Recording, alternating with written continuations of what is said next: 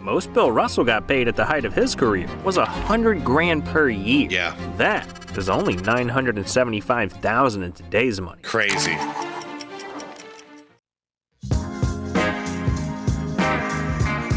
All right, welcome back to another After Dark, everyone. Hope you all are having a good night so far. Hope you guys had a wonderful day. So I actually had a request to check out this video, and it's from an actual friend of mine. So, which is very rare that a friend of mine asked me to react to something, but let's do this.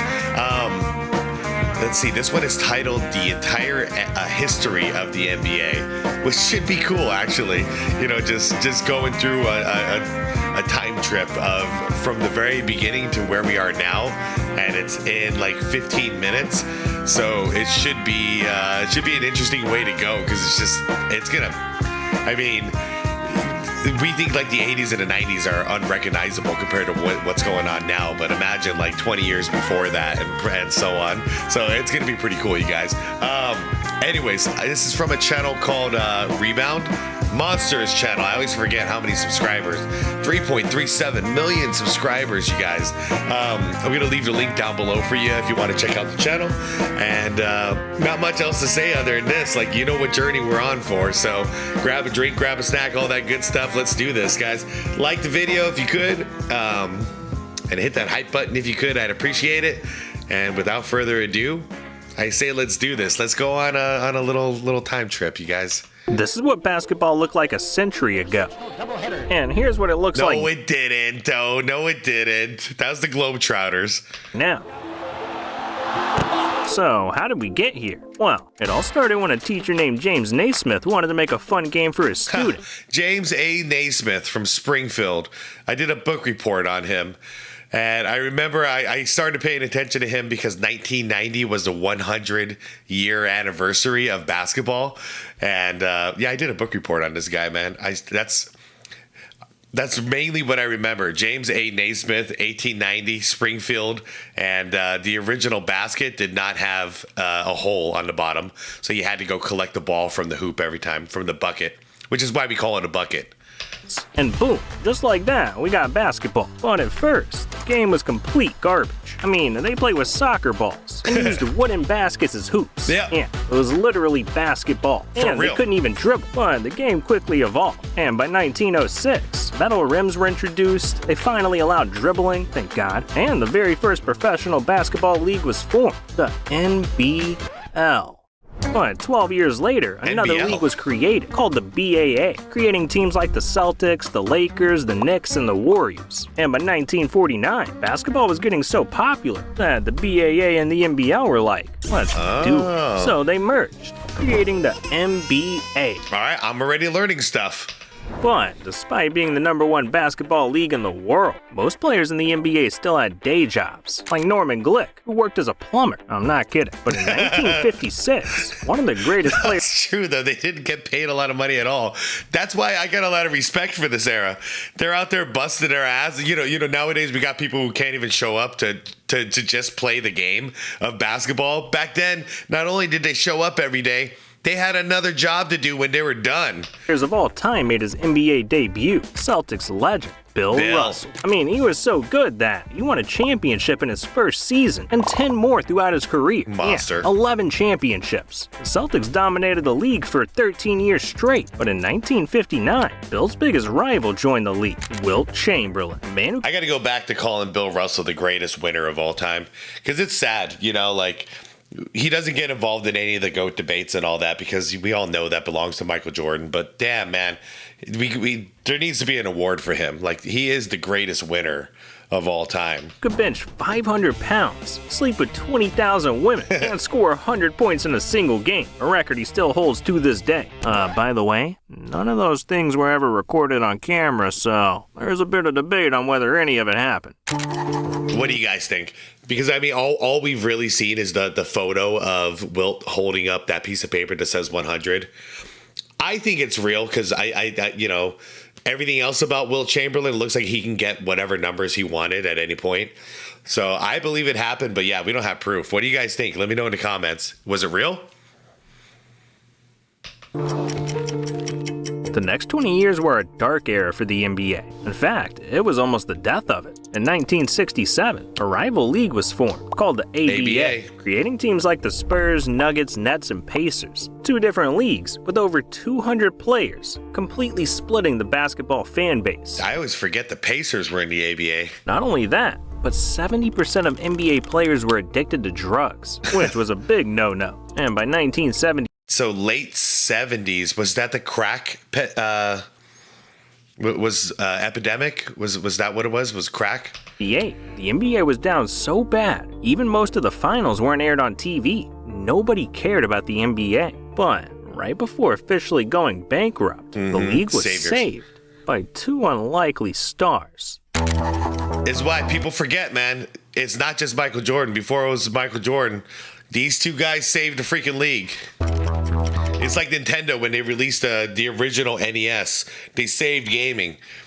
We got to give it props.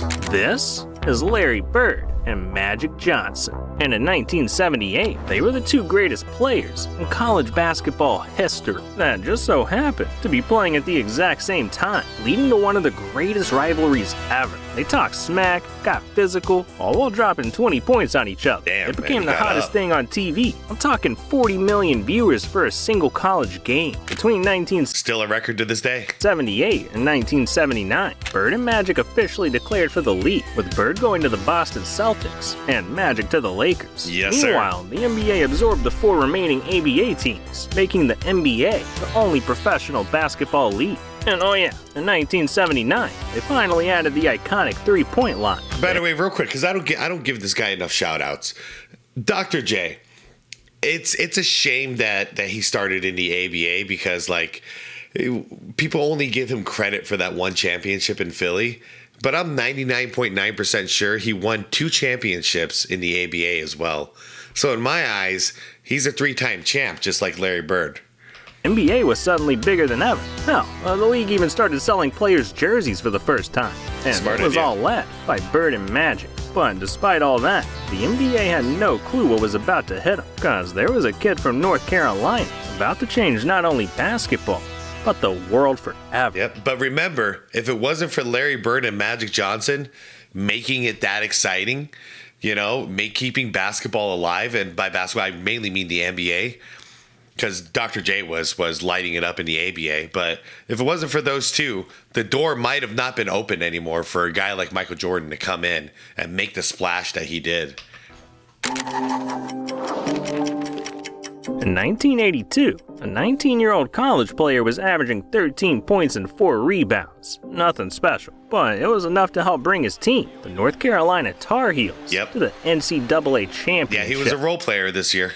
And it was during that game that he made a name for himself, because in the final seconds, with his team down 1, he did this. 18. Sorry, Patrick Ewing.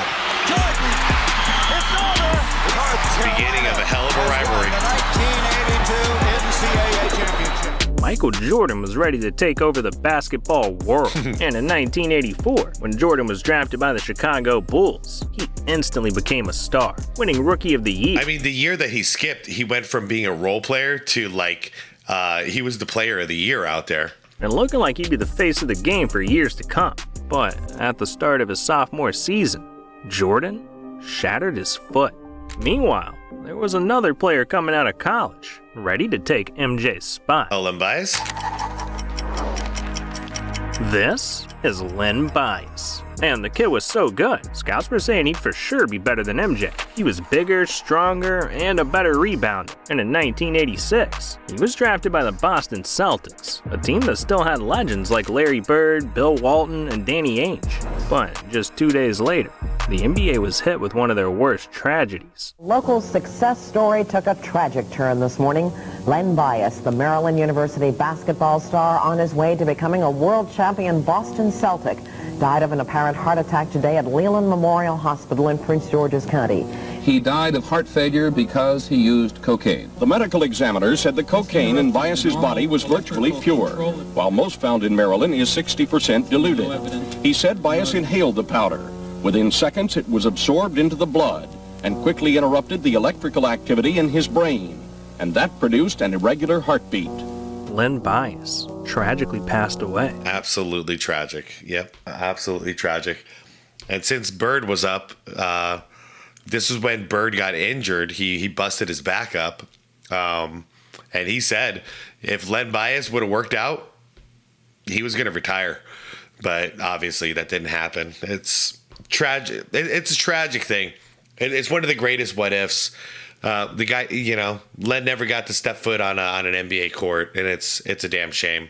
And with that, brought an end to the Celtics dynasty. But there was another dynasty right around the corner.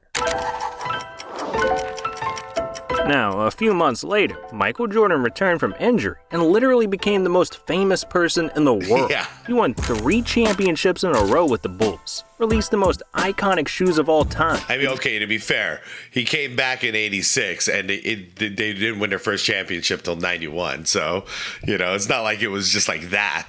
A couple years had to go by. Jordan once, and he was so famous, you could recognize an outline of him. For sure. Everyone wanted to be like Mike, and it brought worldwide attention. By 1992, the NBA started playing games in countries like China, Germany, and Russia. And for the first time ever, you had legends like Bird, Magic, and Jordan all playing for the USA Olympic team, forming the Dream Team, aka the greatest sports team ever assembled. At this point, basketball and the NBA was at its peak. It was so big. I love it too. I mean, let me see. Yeah, that's perfect. That's perfect, the image right there. All the stories about the Olympics are about how these two went head to head. Excuse me. We're talking trash to each other and like battling, like going to absolute warfare with each other on the court for practices. But really, once the game is over, look at them. Look at these guys. They're like best buddies. And they're still friends to this day. The league even added 2 teams to Canada, but it was all short-lived. Last night, we began the show with the disappearance of Michael Jordan's father. The worst fear. Wow. Wow. I watched this in the morning. I remember this in the morning. Fears have come true. James Jordan was found dead, victim of an apparent murder. Jordan was devastated, and being unable to cope with the pain, he officially retired from the NBA in 1993. This left a massive hole in the league. And man, when I was a kid and all this stuff was going on, like I felt like Michael Jordan was my friend. When his father got murdered, I cried. When Magic Johnson, another morning when I woke up and went downstairs and saw the press conference, when Magic Johnson announced he's got HIV, I cried. Like I felt like these guys were my friends. The Houston Rockets tried to fill it, even winning back-to-back championships. But it just wasn't MJ.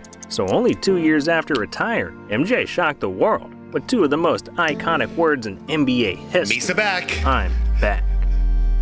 But when Jordan returned, he would meet the Black Mamba for the first time. And that's only one of the 8 sections coming up after a word from our sponsor, Morgan & Morgan. See, when you're as good at basketball as I am, you become a target good on the court. translation. So after I dropped my 69th point in the game, this dude that was guarding me got mad, blindsided me, and broke my ankle. And I didn't know what to do. I couldn't afford the cost of fixing my broken ankle. But after doing some digging, I found something that saved my life. Morgan & An Morgan. injury law firm that'll fight your case for completely free unless you win. Yeah, Morgan & Morgan will fight to give you the best results. So if you ever have an injury, you can go to forthepeople.com and sign up for a free case evaluation to get started. Trust me, dog, you won't regret it. Well, look, we gotta get back to MJ, cause with the words "I'm back," he made his return to the NBA, where he and the Bulls went on to dominate the league again, winning 3 more championships in a row, including one on Father's Day, where MJ dedicated the win to his dad.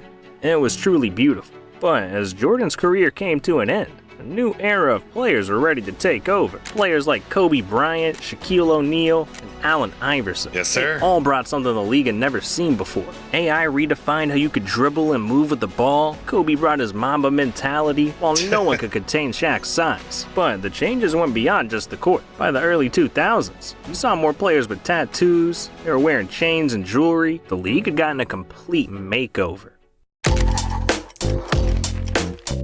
By the year 2000, It's go figure. Our '90s era and early 2000s era is when the creation of extreme sports came out, like X Games and all that. I think it was 2001, in fact. 2003, Shaq and Kobe were dominating the league. They teamed up on the Lakers, and it won 3 championships in a row. It was a thing of beauty. That was, until their relationship fell apart. Kobe thought Shaq was being a lazy fat ass, and Shaq thought Kobe was mean. So the two ended up hating each other. But all eyes were on a much bigger story. See, there was a player in high school that was more famous than any NBA player. A player that was part Magic Johnson, part MJ, and part superhuman. I'm talking about LeBron James. The most exciting prospect basketball had ever seen. I mean, if the league accepted high schoolers, he would have been playing in the NBA at 16. He was that good. And in the 2003 draft, he was selected by his hometown team, the Cleveland Cavaliers, ready to claim his crown as the king of the NBA. But while everyone had their eyes on LeBron, something sinister was going on in the background. A referee by the name of Tim Donaghy was rigging games for the Mafia. Always the Mafia, isn't it? And now it's the Italian Mafia again, involved with the NBA gambling.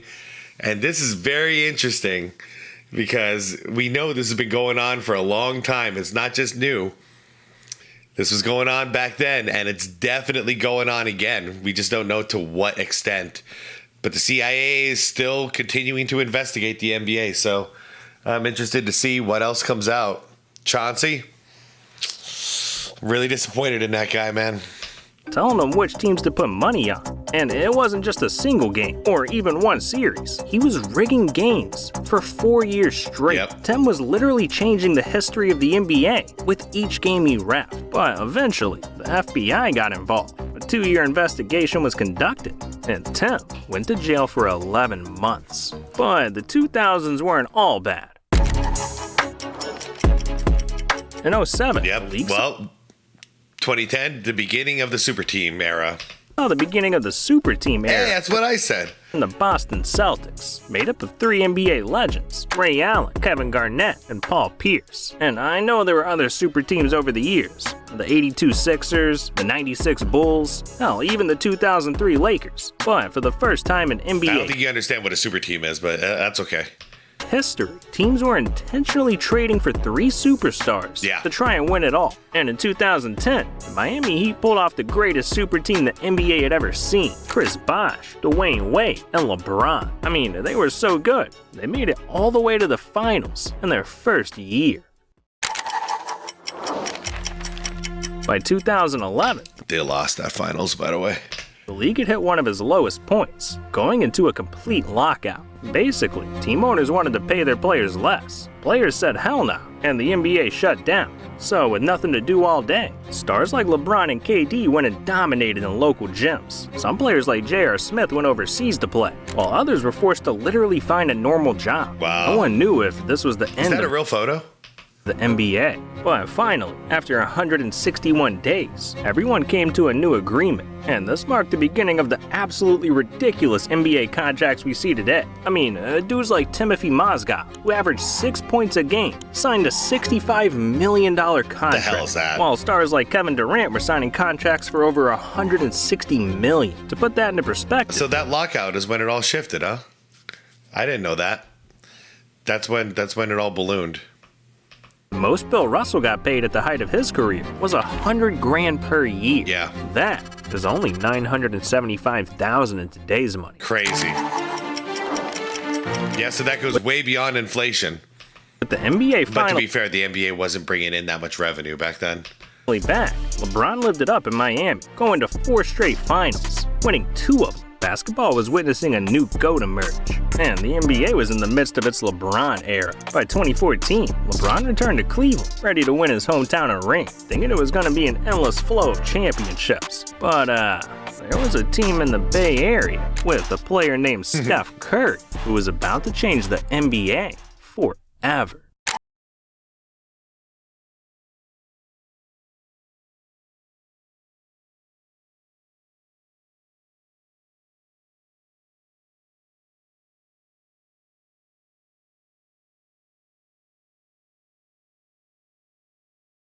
By the way, I read an article earlier today. It was a short little excerpt, but it was Kevin Durant being asked about like what he thinks caused the NBA All-Star game to lose its competitive edge. And he said it was people. I think it was. He definitely said Steph Curry, and I think the other one was Trae Young, if I'm not mistaken. But I think he said Steph and Trae shooting those like crazy half court shots is pretty much where it started. I haven't had enough time to process it yet.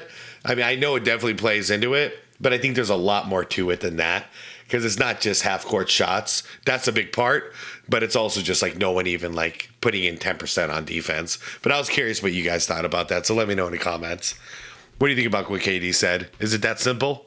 Getting home the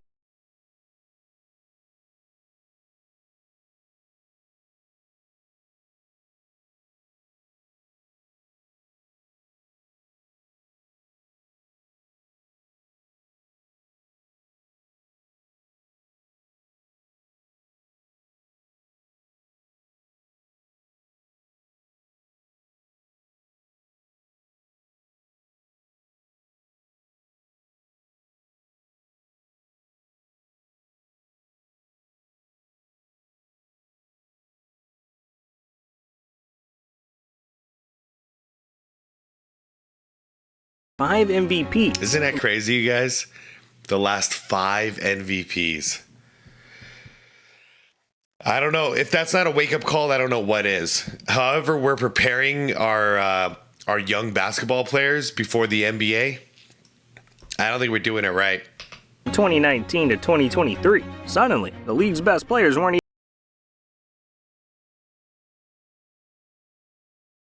even worldwide pandemic. Oh, wow. Yeah. That's when I I remember thinking Rudy Gobert's such a freaking clown for what he did, man. He did this. Hold up. But when nobody saw coming. Yeah, he did this. Like, he's doing this crap. Next thing you know, it turns out he has COVID, and he had COVID during this. And then next thing you know, COVID spreads across the league. And then there we go. There's a shutdown. Not like it wouldn't happen anyways. It was going to happen. But to see it happen that fast right after he did this was like, dude, Rudy, what the hell are you even doing here, man? Worldwide pandemic. Stop it. A dangerous virus is spreading rapidly in China, and U.S. officials are very worried that it could come here. Now to growing concerns about the deadly coronavirus officially hitting the U.S. If I show up to an arena and ain't no fans in there, I ain't playing. Liar. Liar. Because you were the one who actually, for the Lakers, you were the biggest voice as far as wanting to continue to play and playing in the bubble. Okay? You were one of the biggest advocates for it. So, liars lie. NBA is suspending the season. See, the NBA was forced to completely shut down for 4 months. Luckily though, the league was trying to cook up a plan to bring basketball back, and what they came up with seemed insane at first, because the NBA invited teams to Disney World, where they would come and play out the rest of the season. By the way, I'm sorry, that one still stuck with me. If there aren't any fans in the arena, I ain't playing. How much money you got to get paid so you'd play when there's no fans in the arena? Like, give me a break. Like, give me a break with that kind of statement. I ain't showing up to work. You're getting paid at that time, 2020. He's probably getting paid like 40 something, $50 million. Show up and play, man. Being stuck inside a bubble for 3 months. They couldn't leave. They couldn't bring anyone in. They couldn't even order food from outside restaurants. It was rough. But LeBron got his 4th ring out of it, and nobody got sick. By 2021, COVID was still around, but the fans were back. And we got to see one of the weirdest seasons ever. The Nets lost in the playoffs because KD's foot was too big. LeBron got eliminated in the first round for the first time in his career. And the Bucks won their first championship. Yeah, and then the year after they missed the playoffs, right? 1971. In the 2022-23 season, we got to see a legendary Celtics vs. Warriors finals, where Steph took home his 4th ring. But I think it's more important to talk about where we are today.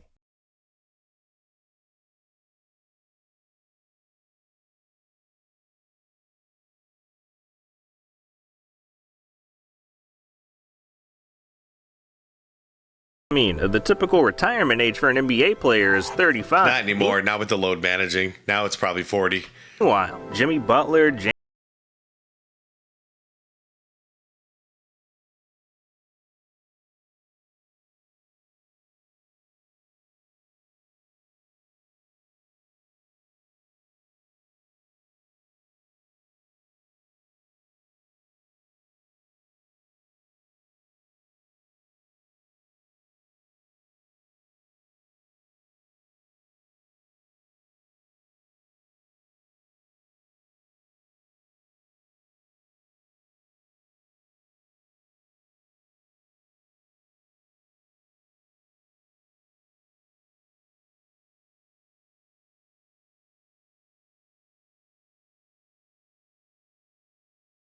Somebody competing against this robot and obviously lost. Who was it?